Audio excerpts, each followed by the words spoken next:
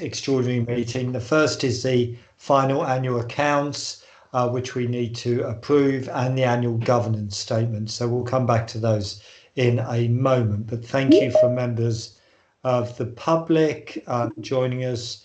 So we will get going. We have apologies from Bhaskar, who at the moment I think is in Rishikesh, enjoying what is exceptionally hot weather. We have apologies from Simon Page, who almost certainly is enjoying extremely hot weather. And we have apologies from Sarah and Sue Whelan Tracy. So Renshu, thank you for joining us. Any declarations of interest, colleagues? Could you please raise a digital hand? Okay, I can't see any digital hands raised. So as I said, we have two items for approval, the final annual accounts and the annual governance statement. So Kim, do you want to set off please with the annual accounts? Yeah, apologies, I'm having some problems with my camera, but hopefully you can see me now. Apologies for that. We can see you, Kim. Okay, right, thank you. Okay, so so these are the set of accounts to present that have already gone through two sets of audit committee meetings. The position is the £17,000 surplus for the year ended in March. We already took through the accounting policies that went through the audit committee back in April. We've set out here the movement really from the surplus of the SOCI to our control total surplus, which is the £17,000. We've set out the key movements there for you, which has gone through audit committee.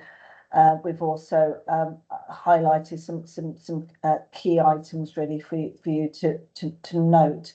I don't know if you want me to comment on the audit. So the audit is due to be submitted, so completed, and the accounts are due for submission by the 28th of June. We've met with the auditors and received their draft ISA 260 this morning. The view is that it will be an unmodified opinion. There's a few items of uncorrected misstatements where we basically just agree to disagree, really, I think, for comments, but no concerns around the value for money opinion either. And I don't know if Oliver, if you want to make any comments, really. So happy to take questions. Thank you, Kim. Come back to that in just a second. Glenn, anything you want to add to the annual accounts? No, I was present at the audit committee this morning and pleased to hear the clean audit from our audit colleagues, albeit they've got bits and pieces still to finalise. Okay, thank you. Oliver, thank you for standing in as interim chair. Anything you'd like to add to Kim's summary? No, I think it's good. Good summary from the auditors this morning, as I say, a few bits and pieces, but nothing material and no change of opinion, so positive outcome. Okay, thank you, Oliver. Any questions or perspectives from board colleagues?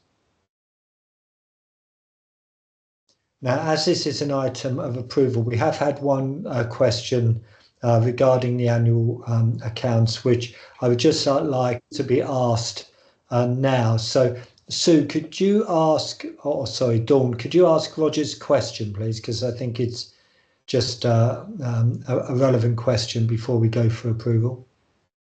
Certainly. Note 35, related parties, page 73 of the papers, refers to payments totalling 38,000 to the Ministry of Defence. Can this interaction with the MOD be clarified, please? Thank you, Dawn. Kim, I think we know the answer, Kim.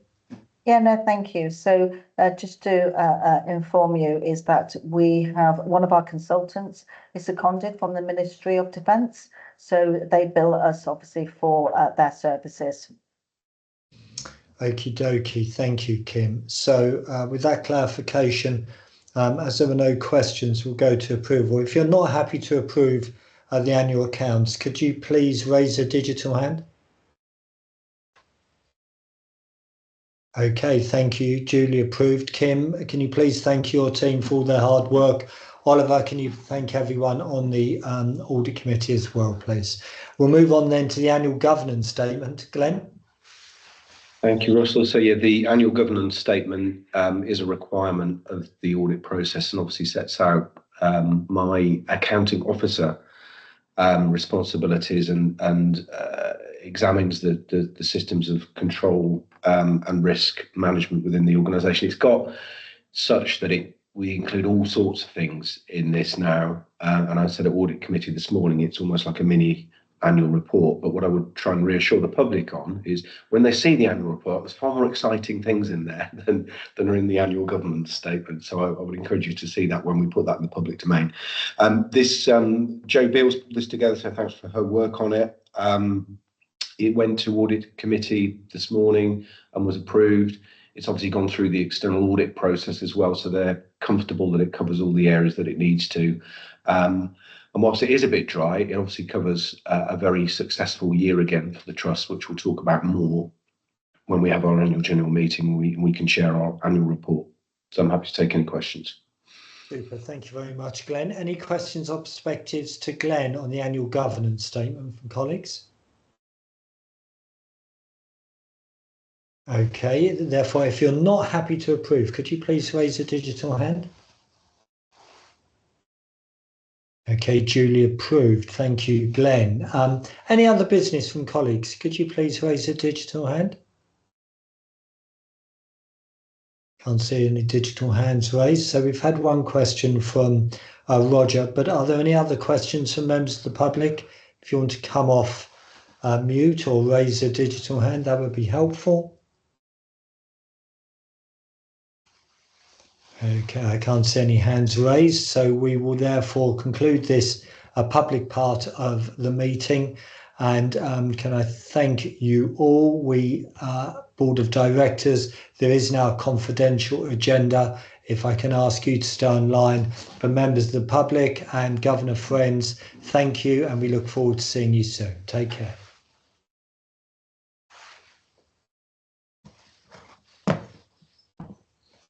Should we join the other link, Russell? Is there another link? I didn't think there was. Yes, there's two links, so I think we should go to the next one. It just means that the people who joined previously. Thank you. Okay, see you in the next link.